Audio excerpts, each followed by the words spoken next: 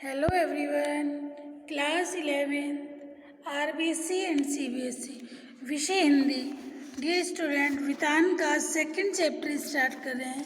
Chapter का नाम है राजस्थान की रजत बूंदें, ठीक है, और लेखक हैं अनुपम मिश्र। इस पाठ में लेखक ने देखिए प्रसिद्ध पर्यावरणविद अनुपम मिश्र द्वारा रचित पाठ में राजस्थान की रजत बूंदें, इस पाठ में राजस्थान की रेतीली भूमि में पानी के स्रोत कुएं का वर्णन किया गया है। ठीक है, कुआं और कुएं, इसमें किसका वर्णन किया गया? कुआं।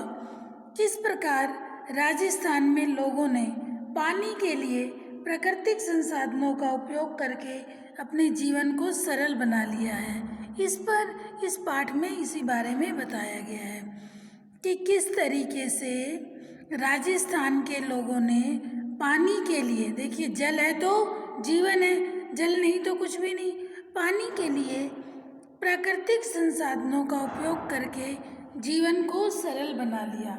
इस पर वे इस पाठ में इसी बारे में बताया गया है।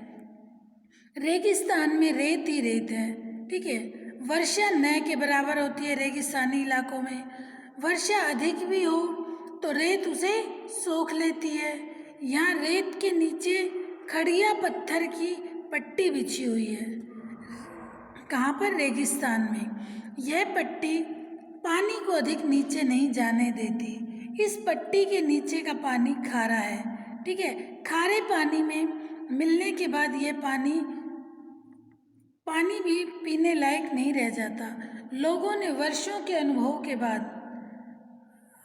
के आधार पर पानी को इसी खड़िया पत्थर की पट्टी से पहले प्राप्त करने का उपाय खोज निकाला। इसी प्रयास का परिणाम था कुएं का निर्माण, ठीक है। इसी बारे में ये पाठ है। देखिए, पसीने से तरबतर चेलवांजी कुएं के भीतर काम कर रहे थे। चेलवांजी कुएं के भीतर काम करते। कोई 30-35 हाथ गहरी कुएं हो चुकी है। अब भीतर गर्मी बढ़ती ही जाएगी। कुएं का व्यास घेरा बहुत ही संकरा है। उखरू बैठे चेलबाजी की पीठ और छाती से एक एक हाथ की दूरी पर मिट्टी है। उखरू बैठना, पंजे के बल घुटने मोड़कर बैठना, ठीक है। इतनी संकरी जगह में खोदने का काम कुल्हाड़ी या फावड़े से नहीं हो सकता, ठीक है। खुदाई यहाँ बसोली से की जा रही है। बसोली छोटी डंडी का छोटे फावड़े जैसा औजार होता है। नुकीला फल लोहे का और हत्था लकड़ी का, ये नुकीला होता है बसोली। कुएं की गहराई में चल रहे मेहनती काम पर वहाँ की गर्मी का असर पड़ेगा।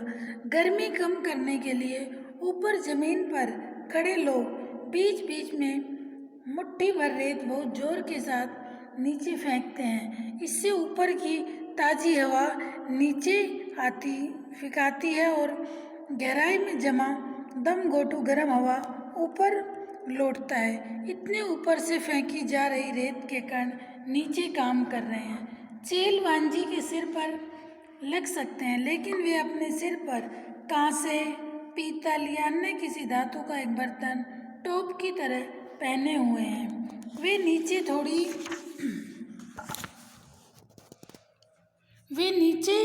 थोड़ी खुदाई हो जाने के बाद चेलवांजी के पंजों के आसपास मलबा जमा हो गया है, ठीक है। मलबा जमा हो गया है। ऊपर रस्सी से एक छोटा सा डोल या बाल्टी उतारी जाती है। मिट्टी उसमें भर दी जाती है। पूरी सावधानी के साथ ऊपर खींचते समय भी बाल्टी में से कुछ रेत, कंकड़, पत्थर नीचे गिर सकते हैं। टोप इनसे भी चेलवांजी का सिर बचाएगा, ठीक है। चेलवांजी बेटा कौन होते हैं? चेलवांजी या चेजारो ये लोग होते हैं जो कुएं का निर्माण करने वाले लोग, जो कुएं या कुएं का निर्माण करते हैं उन्हें चेलवांजी कहा जाता है। और ऊपर से जैसे मिट्टी गिरती तो उस पर देखिए जो दिखा रखा है ना कि सिर के ऊपर पीतल या तांबे का कैप ढक लेते थे, कोई भी बर्तन, ठीक है। ये कुएं बनी हुई है। चेलवांजी यानी चेजारो कुएं की खुदाई और एक विशेष तरह की चिनाई करने वाले दक्षतम लोग, यह काम चेजा कहलाता है। चेजारो जिस कुएं को बना रहे हैं वह भी कोई साधारण ढांचा नहीं, कुएं यानी बहुत ही छोटा सा कुआं। ठीक है, कुआं पुल्लिंग है और कुएं स्त्रीलिंग। यह छोटी भी केवल व्यास में ही है, गहराई तो इस कुएं की कहने से कम नहीं। राजस्थान में अलग अलग स्थानों पर एक विशेष कारण से कुइयों की गहराई कुछ कम ज़्यादा होती है। देखिए क्या बता रहे हैं लेखक इसमें कि राजस्थान में कुएं का जो निर्माण करने वाले लोग होते हैं उन्हें क्या कहा जाता है, चेलवांजी या चेजारो कहा जाता है। ये लोग बड़ी सफाई से इस कला को अंजाम देते हैं। किसको? कुएं को बनाने में। मुश्किल से 4-5 हाथ के घेरे की जगह हो उसे अनुमान में 30 से 8 गहराई तक उतारना और साथ में चिनते जाना बड़ा कठिन काम है। चेजारो भूमि के अंदर की गर्मी को सहन करते हुए भीड़ भरी जगह में कुएं का निर्माण करते हैं। नीचे मिट्टी की खुदाई बसोली से की जाती है। ठीक है, खुदी हुई मिट्टी को बाल्टी के सहारे ऊपर भेज दिया जाता है। ये लोग अपनी जान खतरे में डालकर दूसरों की प्यास बुझाने के लिए पानी का स्रोत बनते हैं। कौन लोग? चेलवांजी या इनको चेजारो भी कहा जाता है। ठीक है, दूसरों की खुशी के लिए, दूसरों की प्यास बुझाने के लिए ये पानी का स्रोत बनाते हैं अपनी जान को जोखिम में डालकर। कुएं का निर्माण, जैसे कि आपको बताया स्टार्टिंग मैंने, कुएं एक अन्य अर्थ में कुएं से बिल्कुल अलग है। अब कुएं और कुएं का अंतर बताया गया। कुएं एक अन्य अर्थ में कुएं से बिल्कुल अलग है। कुआं भूजल को पाने के लिए बनता है, पर कुएं भूजल से ठीक वैसे नहीं जुड़ती जैसे कुआं जुड़ता है। कुएं वर्षों के जल को बड़े विचित्र ढंग से समेटती है। जब भी वर्षा ही नहीं होती, यानी कुएं में न तो सतह पर बहने वाला पानी है न भूजल में। यह तो नेति नेति जैसा कुछ पेचीदा मामला है। कुआं और कुएं का यहाँ पे अंतर दिखाया गया है। मरुभूमि में रेत का विस्तार और गहराई अथाह है। यहाँ वर्षा अधिक मात्रा में भी हो रही है, उसे भूमि में समा जाने में देर नहीं लगती। पर कहीं कहीं मरुभूमि में रेत की सतह के नीचे प्राय 10-15 हाथों में से 50-60 नीचे खड़िया पत्थर की एक पट्टी चलती है। यह पट्टी जहाँ भी है काफ़ी लंबी चौड़ी है। वह रेत के नीचे दबी रहने के कारण ऊपर से दिखती नहीं है। ऐसे क्षेत्रों में बड़े कुएं खोदते समय मिट्टी में हो रहे परिवर्तन से खड़िया मिट्टी का पता चल जाता है। बड़े कुओं में पानी तो 150-200 हाथ पर निकाल ही जाता है, पर वह प्राय खारा होता है, इसलिए पीने के काम में वह पानी नहीं लाया जा सकता।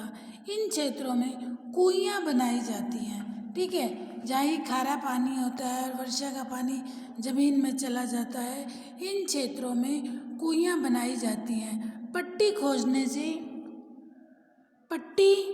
खोजने में पीढ़ियों का अनुभव भी काम आता है।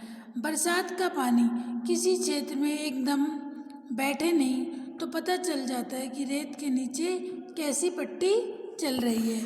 यह पट्टी वर्षा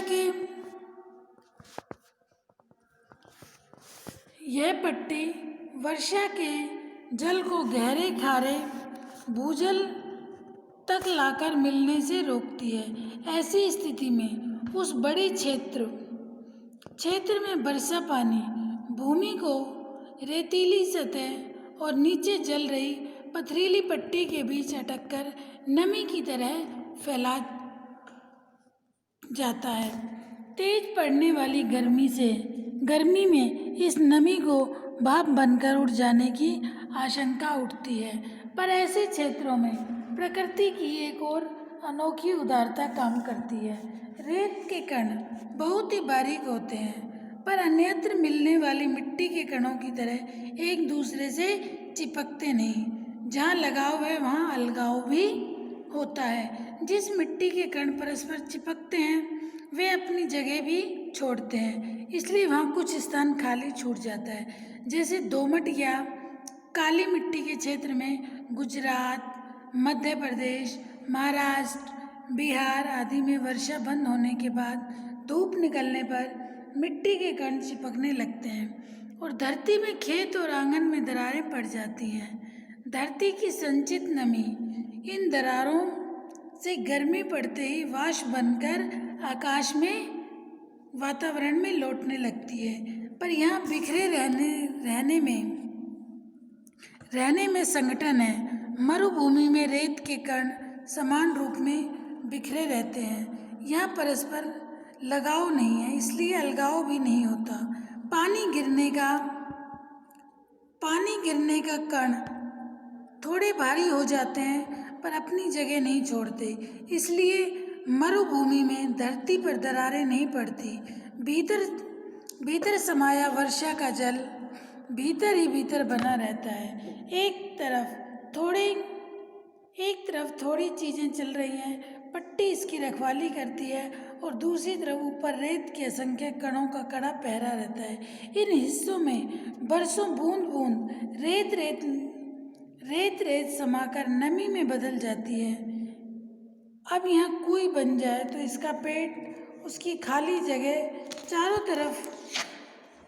तरफ रेत में समाई नरमी को फिर से बूंदें बदलती हैं। बूंद बूंद रिसती है और कुएं में पानी जमा होने लगता है। खारे पानी के सागर में अमृत जैसा मीठा पानी लगता है। कुएं और कुएं में अंतर बताया बेटा, ठीक है।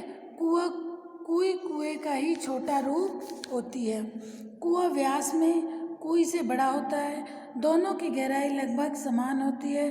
कुएं की गहराई नीचे खड़िया पत्थर की स्थिति पर निर्भर करती है।